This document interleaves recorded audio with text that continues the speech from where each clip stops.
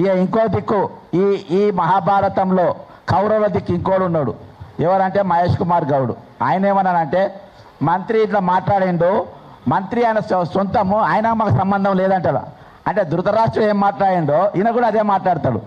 మరి ఇలా మరి మంత్రి పొన్నం ప్రభాకర్ ఏమంటాడు, ఇద్దరు మున్నూరు కాపోళ్ళే, ఇద్దరు కులపోళ్ళే, మాట్లాడుకోవచ్చు, కూర్చోవచ్చు, మంచిగా చేసుకోవచ్చు.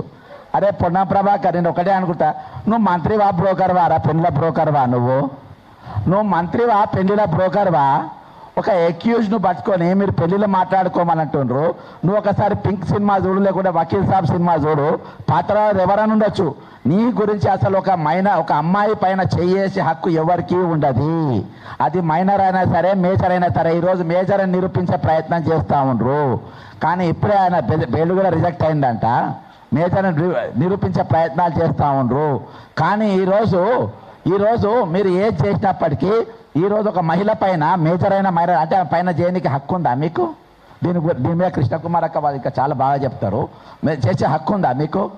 కాబట్టి ఈరోజు ఇంకొకటి, మంత్రి సురేఖ గారు ఉన్నారు కదా, సురేఖ గారి ఇంట్లో ఒక నేరస్తులు ఉన్న అర్ధరాత్రి పోలీసులు పోయిండ్రు కదా, పోయినప్పుడు అక్కడ సురేఖ గారు కుమార్తె గొడవ చేసింది కదా, మీరు అంతా ఒప్పుకుంటారా? నిన్న నేను 101% ఇన్ఫర్మేషన్ ప్రూఫ్ లేని ఎక్కడికి పోను, మీ అందరికీ తెలుసు, ప్రూఫ్ లేని పోను. నిన్న పొద్దుగాల 101% ఈ బండి సంజయ్ కొడుకు ఎవరైతే అక్యూజ్డ్ ఉన్నాడో ఆయన రేవంత్ రెడ్డి గారి ఇంట్లో ఉండే, బండి భగీరథ కార్ అక్కడ ఉండే, అక్కడ బయట కారుకు పువ్వు గుర్తు కూడా ఉండే, నేను పక్కాగా 2 రౌండ్లు కొట్టిన తర్వాత ఆ ఇంటి కాడికి విత్ కెమెరాస్ పోయినా.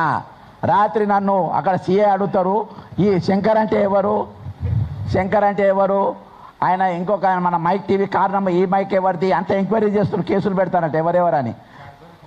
అక్కడ పోయిన ఛానల్ ఎవరెవరు పోయినాయో అన్ని ఛానళ్ళ పైన కేసులు పెట్టడానికి ఇంతకుముందు ఇంకా మా బ్యాంక్ అకౌంట్లు తీస్తుండ్రు, నా బ్యాంక్ అకౌంట్ తీస్తుండ్రు. ఆ బ్యాంకులో ఏమేమి ఉన్నాయి, నా బ్యాంకులో ఎక్కడికి వెళ్ళి పైసలు ట్రాన్స్ఫర్ అయ్యింది ఏందని అన్ని కూడా ఆరాధిస్తున్నారు. ఎక్కడెక్కడ అంటే కేంద్ర ప్రభుత్వం వాళ్ళ చేతుల్లో ఉన్నాయి కదా, మరి ఈడీ కేసులు పెడతారో బోడీ కేసులు పెడతారో, కానీ మొత్తానికి అన్నీ కూడా చూస్తూ ఉన్నారు.